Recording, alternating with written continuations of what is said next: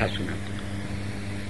तो सूत जी महाराज को आते हुए देखा है, ब्रह्मतेज छिटक रहा है। व्यास जी के शिष्य जिन लोगों ने इनको विलोमज सूत माना है, उन लोगों ने भी कहा किसी भी जाति में उत्पन्न हो, उस जाति से नहीं, अपने कर्मों से पवित्र हो गए। शंख हड्डी ही होता है, पर भगवान की जयकार करता है, इसलिए मंदिर में आ जाता है। उसके जल का छींटा ब्रह्महत्या को दूर करता है। शंख मध्य जलम कृत्वा भ्रामयन केशवोपरि, भगवान के ऊपर घुमा के उसके जल का छींटा देवे तो ब्रह्महत्या विपोहति। इसलिए आरती के बाद शंख के जल का लोग छींटा लेता है, इतना पवित्र हो गया। चमड़ा ही तो है, अशुद्ध है। चप्पल बोले वहां खोलो, वो चमड़ा कीर्तन में सहयोग देवे तो ढोल में बढ़ के ये यहाँ करके बैठता है भगवान के मंदिर में, क्योंकि भगवान के संबंध से सब पवित्र हो जाता। अपवित्र पवित्रो वा सर्वावस्थांगतोपि वा यः स्मरेत् पुंडरीकाक्षं स बाह्याभ्यंतर शुचि। गुणी गुणों से पूज्य है, क्षेत्र परीक्षा नहीं कही।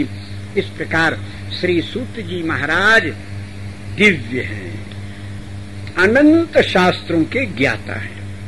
सूत जी महाराज सहस्त्रों वर्ष कथा कहने में समर्थ हैं। इन्होंने अपने गुरुदेव व्यास नारायण से 18 पुराण पढ़ा है। आदि पुराण पढ़ा, फिर उसकी व्याख्याभूत 18 पुराण पढ़ा है। 18 पुराणों में कुल मिलाकर 4 लाख गाथाएं हैं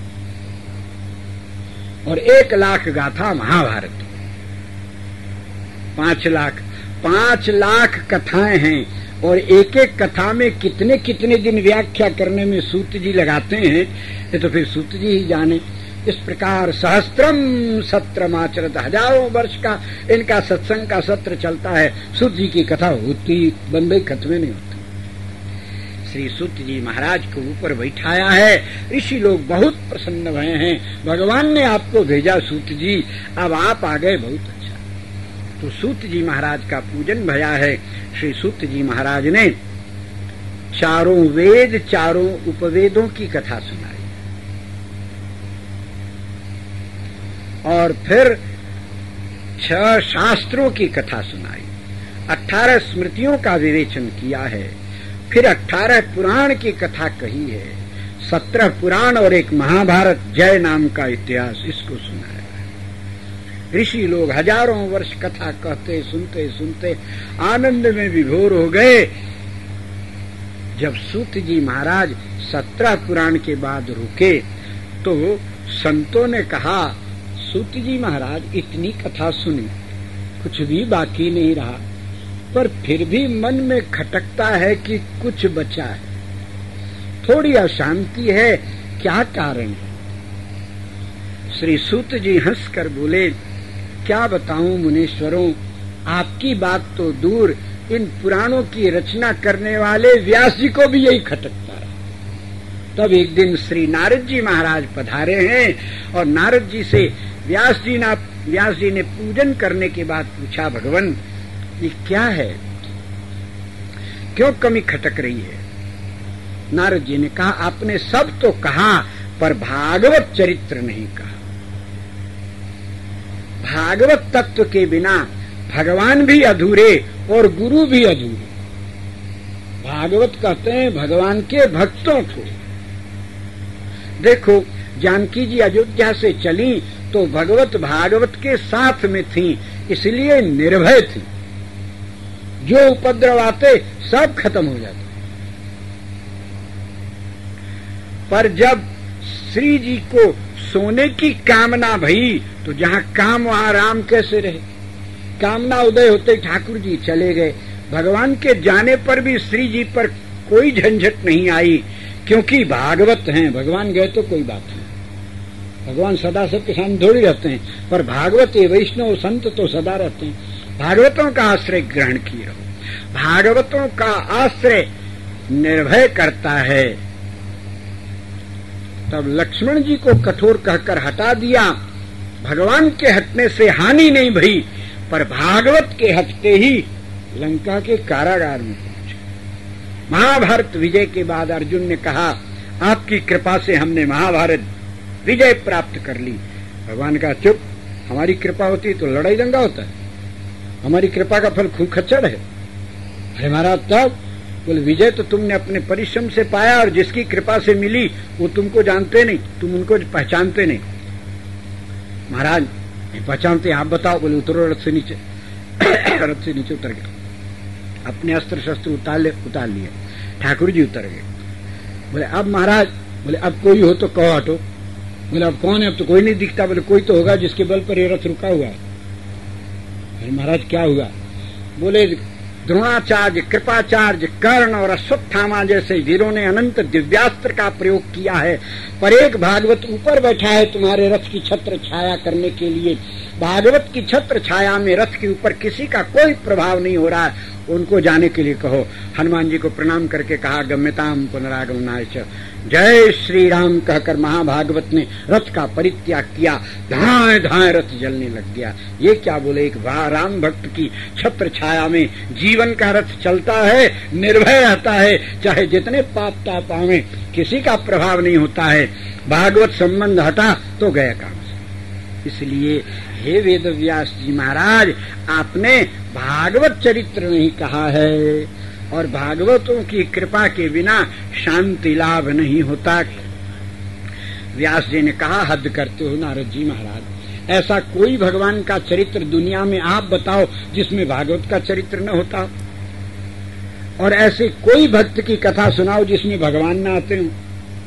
ये दोनों तो मिले जुले हैं, सब में भक्तों की कथा में भगवान, भागवतों की कथा में भगवान और भगवान की कथा में भागवत। ये तो सहज संबंध है, फिर कैसे कमी रह गई? नारद जी ने कहा व्यास जी आप बहुत बुद्धिमान हो फिर भी ऐसा बोलते हो। अरे गन्ना के पोर पोर में रस भरा है और इसी से चीनी शक्कर बनकर खीर हलवा माल पूड़ी बनता है। ये सोचकर कि गन्ने में से ही तो आता है, आप गन्ने का टुकड़ा खीर में डालो, हलवा में डालो तो खाने लायक होगा, स्वाद आवेगा। अरे है तो सब में सब, पर उसको निकाल के परिपक्व करो। ऐसे भगवान की कथा में भागवत, भागवतों की कथा में भगवान, ये तो ठीक है, पर भागवतों की कथा को निकाल करके उनकी प्रधानता जिसमें भगवान गौण होवे, भागवत प्रधान। ऐसे कौन महाभागवत हैं भगवान को गौण कर दिया? बोले ब्रज की गोपांगनाएं, जिनके कहने पर एक चुल्लू छाछ पर त्रिभुवनपति नाचते हैं। इन भागवत महाभागवत श्री गोपांगनाओं का, वैष्णवों का, भागवतों का चरित्र प्रदान करके उनके साथ श्री कृष्ण लीला, श्री राधा के साथ श्री कृष्ण, अकेले कृष्ण ठीक नहीं, आधे कृष्ण हो जाएंगे। इसलिए भागवत अब समझ में आया, रस को निकाल कर परिपाक करो भागवत तत्व का। तब श्री व्यास जी महाराज ने सुखदेव जी नारद जी से कहा है भगवान ये भागवत तत्व का प्रागट्य कब से हुआ, इसका चरित्र क्या है? बोले भागवत भगवान के हृदय से प्रकट। श्रीमद् भागवत तत्व आदि नारायण परमात्मा ने श्री ब्रह्मा जी को जब सृष्टि चक्र करते अशांत हो गए तो उनको आत्म शांति लाभ कराने के लिए संसार का महाप्रपंच रचने पर भी प्रपंच में वो व्यस्त न हुए, हंसे नहीं। इसलिए 4 श्लोकों में चतुर्मुख ब्रह्मा जी को चारों पदार्थ का फल प्राप्त कराने के लिए 4 श्लोकों में श्रीमद् भागवत का दान किया। मैं कम समझा तो ब्रह्मा जी ने उसकी व्याख्या करके हमें शताधिक श्लोकों में सुनाया, और मैं वो आपको सुनाता हूँ। आप सहस्त्रों श्लोकों में इसका विस्तार करके वर्णन करो ताकि सरलता से सब प्राणी समझ सके। नारद जी ने भागवत सुनाई है, फिर व्यास जी ने विस्तार किया है। इस भागवत की रचना के बाद व्यास जी को परम शांति प्राप्त भई है। तब व्यास जी महाराज भजन में लग गए हैं, सब ग्रंथों का प्रणयन समाप्त कर दिया। साधन साध्य 17 पुराण फल रूपी श्री भागवत। इस भागवत के सुनने से क्या होता है? बोले भागवत तत्व के अनुग्रह पर असंभव भी संभव होता है। श्रीमद् भागवत की कथा को जो प्रेम से सुनता है, बांझ होवे वंध्य होवे तो उसको सतपुत्र की प्राप्ति होती है। आत्मदेव पंडित बंध्या पे इतने अभागे कि गाय भैंस पाले तो बंध्या हो जाए, वृक्ष लगाएं तो फले नहीं। एक सन्यासी संत की शरण में गए उन वैष्णव सन्यासी ने भागवत के पंचम स्कंद का पारायण जो कर रहे थे उसी का फल उसमें संकल्प करके एक फल दे दिया जिससे गोकर्ण जैसे सत्पुत्र भागवत से पुत्र की प्राप्ति होती है। भागवत संपूर्ण मनोकामनाओं को पूर्ण करती है। पतित से पतित चेतन गया श्राद्ध से भी जिसकी मुक्ति नहीं होवे उसका भी मोक्ष प्रदान करने में समर्थ है। भागवत ज्ञान और वैराग्य को जगाकर परमात्मा का प्रेम प्रकट करके श्याम को आपके अधीन करने में समर्थ है। अत्र ते कथयिष्यामि इतिहासं पुरातनम। ऋषि मुनियों, यहाँ एक इतिहास सुनाता हूं, सावधान होकर श्रवण करो।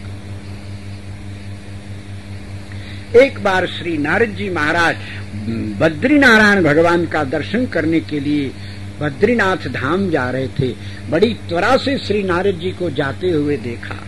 ब्रह्मा जी के प्रथम पुत्र सनकादिक 4 भाई सनक, सनंदन, सनातन, सनत कुमार बद्रीनाथ धाम में भगवती अलकनंदा के किनारे बैठकर सत्संग कर रहे थे। ये चारों भाई सबसे पहले प्रकट हुए।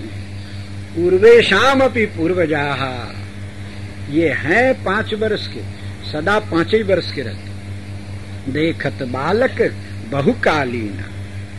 भगवान शंकर भी इनके छोटे भाई लगते हैं। रुद्र का प्रागट्य बाद में भया है, सनकादिक प्रथम। ये चारों भाइयों को सत्संग का व्यसन है। जहां कथा होती वहीं सुनते हैं। इनको कुछ चाहिए नहीं, कपड़ा भी नहीं पहनना, 5 वर्ष के हैं, दिगंबर है। आशा बसन व्यसन हती नहीं, रघुपति चरित होए तह सुन। और जब कोई कथा कहने वाला नहीं होता तो 3 भाई नीचे बैठ जाते हैं, एक भाई को ऊपर बैठा देते हैं, बस कथा शुरू हो जाती है। आज सनातन जी कथा कहने ऊपर विराजे थे, 3 भाई नीचे बैठे थे। इतने में वो अभी मंगलाचरण करना चाहते, तब तक नारद जी पर दृष्टि गई। नारद जी इनके छोटे भाई लगते। नारद जी का व्यग्र चित्त देखकर इन्होंने सोचा आज क्या हो गया, नारद जी कैसे। नारद जी को पुकारते नारद जी आए, चरणों में प्रणाम किए, बोले नारद, सारे संसार को व्यग्र करने पर भी तुम्हारी शांति कभी भंग नहीं होती। आज तुम स्वयं व्यग्र दिख रहे हो, क्या बात है। नारद जी ने कहा क्या बताऊं, झंझट में पड़ गया।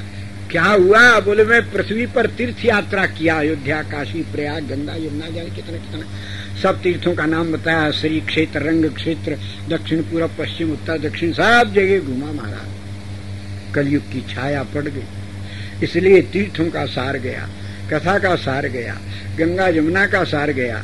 गंदगी लोग डालने लग गए, अश्रद्धा रखने लग गए। अंत में मैं वृंदावन पहुंचा तो वहां देखा कि यहाँ का सार कहीं नहीं गया।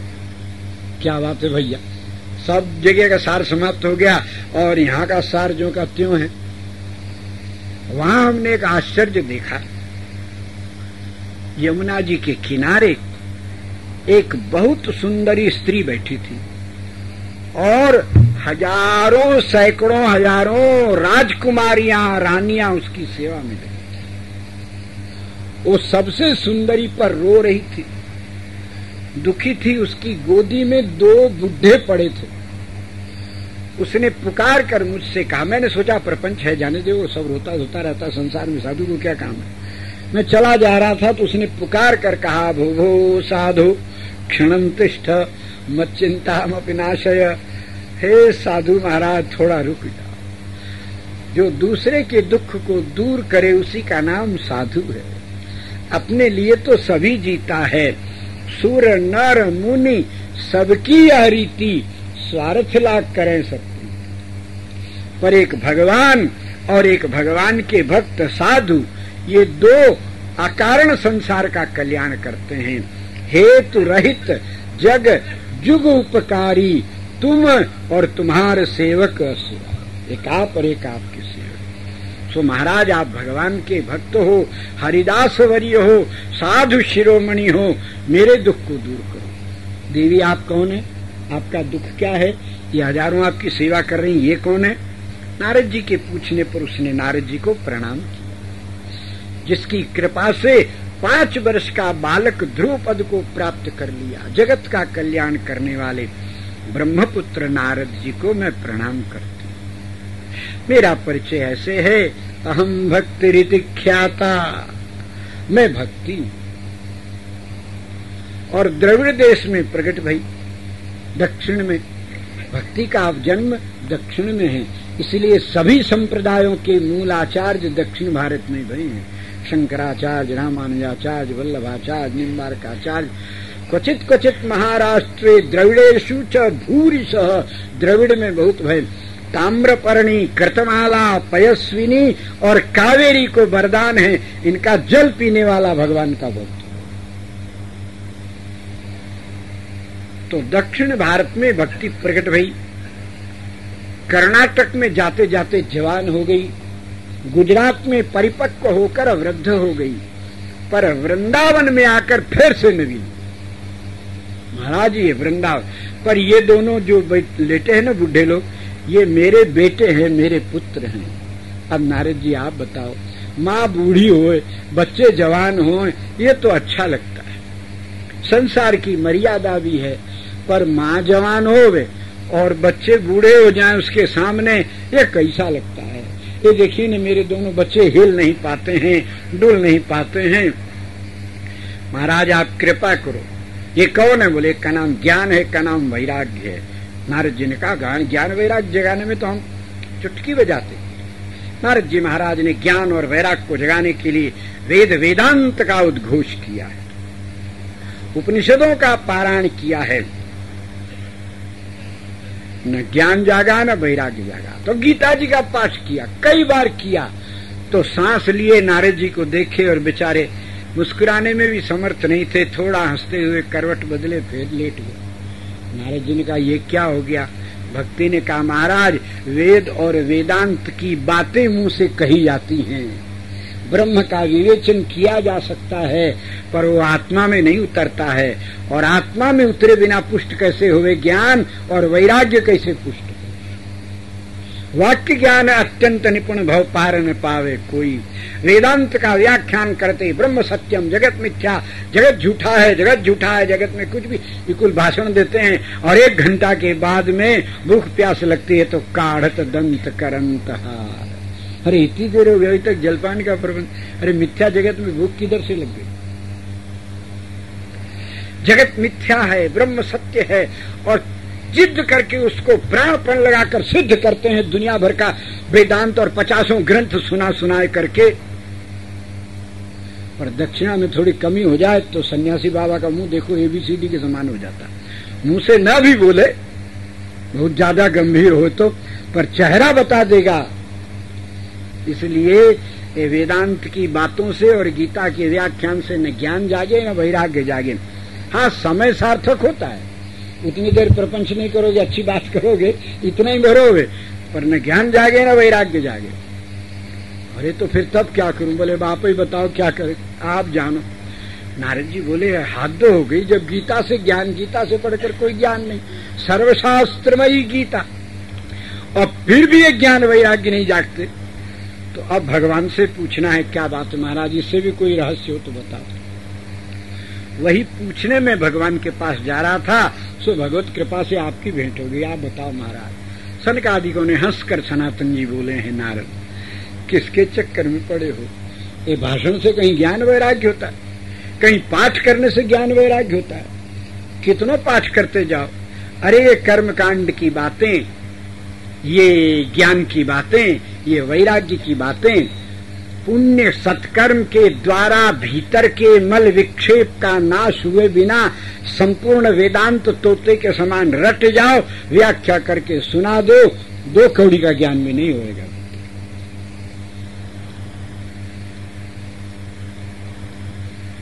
आत्मा की शुद्धि चाहिए ज्ञान के लिए। मल और विक्षेप का नाश करके आत्मा परम निर्मल हो जावे तो एक अक्षर से ज्ञान उदय हो जाता है। और कर्म कांड में उच्चारण की शुद्धि चाहिए, अशुद्धि रहेगी तुम रटते रटते समय बर्बाद करो, कुछ नहीं होगा। आज बहुत से विद्वान बच्चों को देखते हैं उच्चारण में शुद्ध नहीं बोलते, और गर्व इतना है कि उनकी अशुद्ध निकालो तो लड़ने पर तैयार हो जाते हैं बात मानना तो दूर। गणेश को गणेश बोलेगा, गणानंत्वा गणपति, तुम गड़बड़ कर रहे हो ससुर, गणेश जी का नाम नहीं उच्चारण। और व्याकरण पढ़े हैं, कौन शब्द नासिका से प्रकट होता है सूत्र बोलते हैं, पर उच्चारण में वो ऐसे ही बोलेंगे। स्पष्ट बोलो तो अस्पष्ट बोलेगा, स्पष्ट बोलेगा।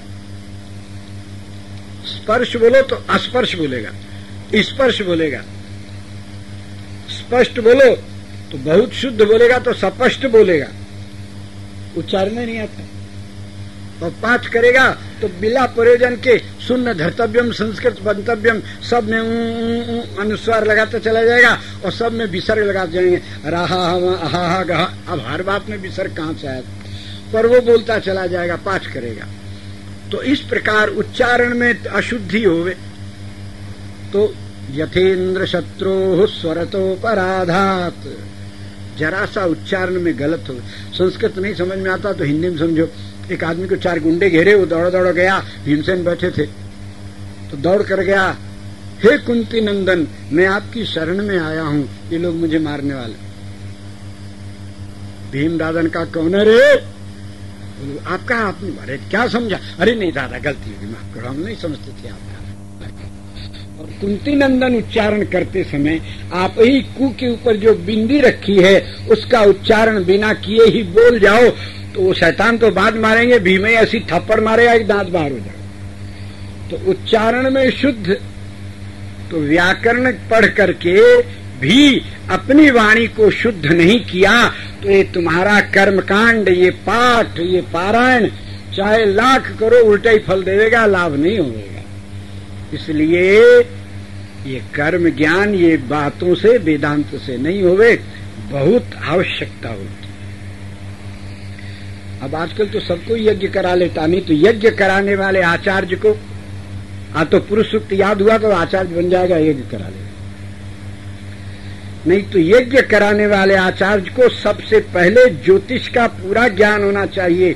मुहूर्त शोधन करो, ऐसा मुहूर्त निकालो कि यज्ञ का के बीच में यजमान और यजमान के कुटुंब पर कोई विपत्ति नहीं आवे, नहीं तो यज्ञ विघ्न हो जाएगा। और फिर भूमि विज्ञान का इतना बड़ा ज्ञाता होना चाहिए कि बिना खोदे बतावे कि यहाँ यज्ञ करने लायक है। जमीन के भीतर पानी न होवे, पास में घास न, राख न होवे और केश न होवे, हड्डी न होवे, नहीं तो यज्ञ कुंड खोदते समय हड्डी निकली, बोले ये जगह अशुद्ध है, यहाँ यज्ञ नहीं होगा। ज्योतिष और भू विज्ञान, ज्योतिष माने गणित, गणित का पूर्ण और रेखा गणित का ज्ञान हुए बिना मेखला इत्यादि बना पाएगा। तो तीनों गणित, रेखा गणित, अंक गणित, बीज गणित, सभी गणितों का ज्ञान, भू विज्ञान का ज्ञान, जल कहाँ है, कितनी नीचे जल है, इन सब का ज्ञान रखना। उसके बाद वास्तु विद्या का ज्ञान, ईंटा कैसे बनाया जाए, वेदिका कैसे बनाई जाए, कुंड कितना हुए, ये सब का बिना ज्ञान हुए कैसे बनेगा। ज्योतिष का ज्ञान, वास्तुकला का विज्ञान, ईंटों का निर्माण, यज्ञ मंडप का निर्माण, यज्ञशाला का, सभी प्रकार की विद्याओं में पारंगत और उच्चारण में शुद्ध होवे तब यज्ञ करा सकता है। तो उनका उच्चारण शुद्ध होवे तो फायदा करे, नहीं तो स्वाहा स्वाहा कर लो, भीड़ इकट्ठी हो जाएगी, आप अपने को अभिमान पाल लो, हमने इतना बड़ा यज्ञ कराया, भीड़ इकट्ठी कर लिए तो ठीक है, पर उसका लाभ तो तभी मिले, गणित में एक अक्षर गलत भया तो आपका फल गलत होगा। इस प्रकार संपूर्ण शुद्धि की अपेक्षा है। आत्मज्ञान ऐसे नहीं होगा, ज्ञान भागवतों के अनुग्रह के बिना नहीं होता है, खाली सुनाने से कैसे होगा।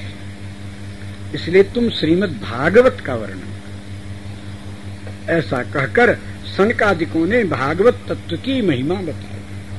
भागवत अर्थात वैष्णव, अर्थात भगवान के भक्त, भक्तों के पास भक्ति रहती है, ज्ञान वैराग्य बोले रहते तो हैं पर दिखते नहीं। माँ जब बच्चे को, एक माँ के जुड़वा बच्चा वो दूध पीवे तो माँ जब बच्चों को दूध पिलाती है तो आंचल के भीतर कर लेती।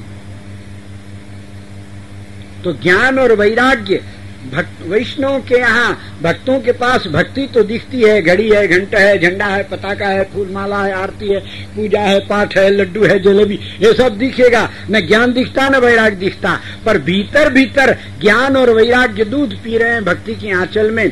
भीतर कैसे पी रहे हैं? बोले भगवान के लिए कर रहे हैं, भगवान ये ज्ञान है, और संसार के लिए नहीं कर रहे हैं, ये वैराग्य है। ज्ञान वैराग्य भीतर भीतर दूध पीकर पुष्ट होते हैं, पर दिखती केवल भक्ति है।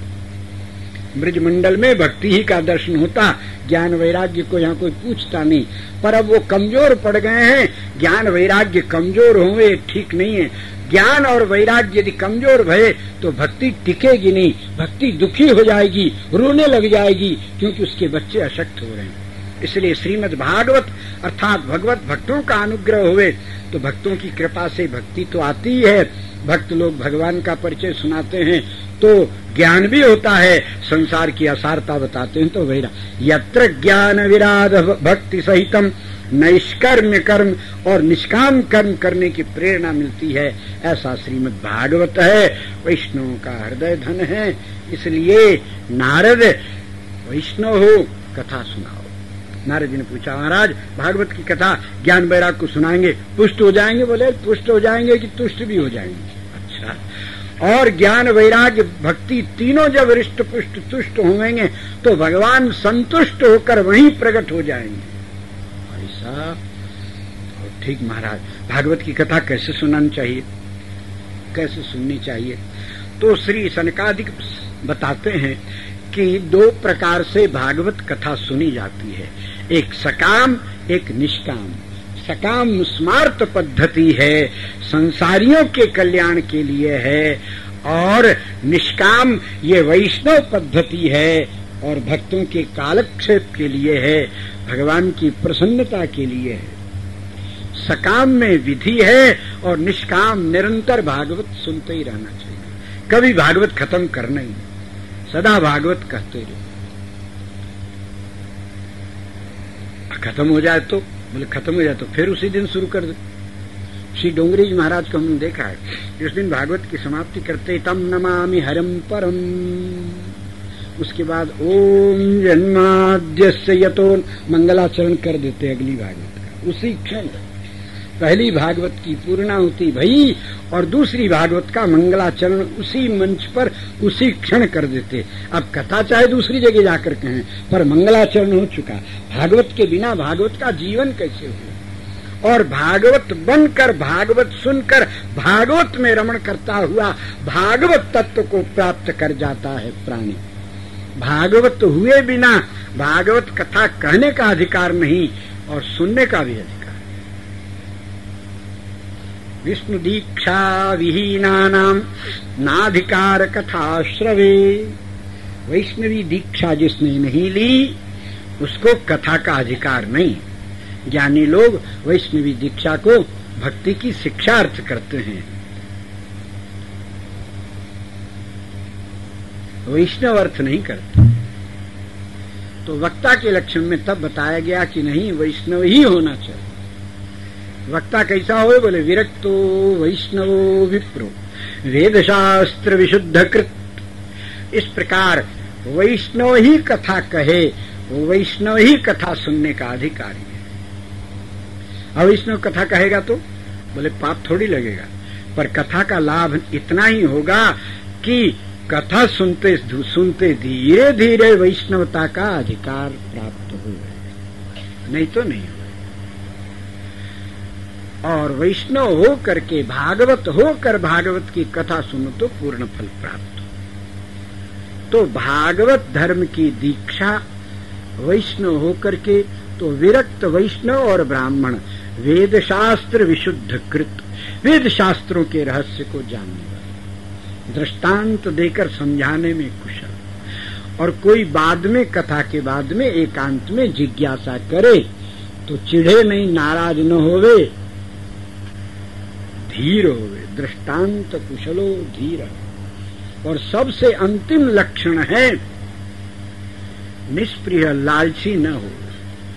पैसे के लिए कथा कही गई तो कथा का सार कम हो जाएगा, चला जाएगा।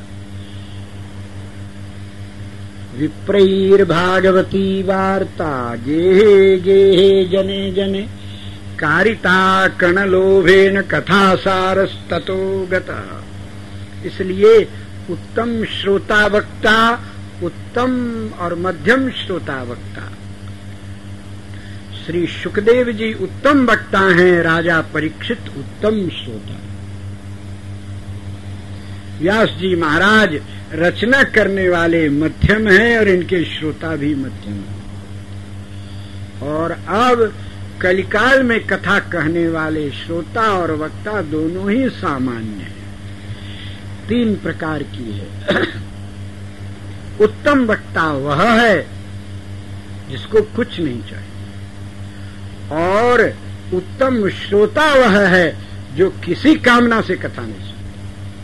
संसार जानता है कि शुकदेव जी मरने के डर के मारे कथा सुन रहे हैं, पर परीक्षित राजा, पर ऐसा होता परीक्षित तो शुकदेव जी सुनाने नहीं आते। शुकदेव जी ने परीक्षा ली है राजा की, जिसकी परीक्षा हो चुकी उसका नाम परीक्षित, इसीलिए इनका नाम परीक्षित सिद्ध भया, नहीं तो इनका नाम विष्णुरात है।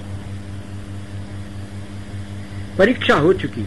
शुकदेव जी आए, राजा की स्थिति जानकर मन में संकल्प किया, देवता अमृत का कुंड लेकर के आए, अमृत कलश, ये अमृत राजा को पिला दो, ये कभी नहीं मरेगा, कथा हमको सुनाओ। शुकदेव जी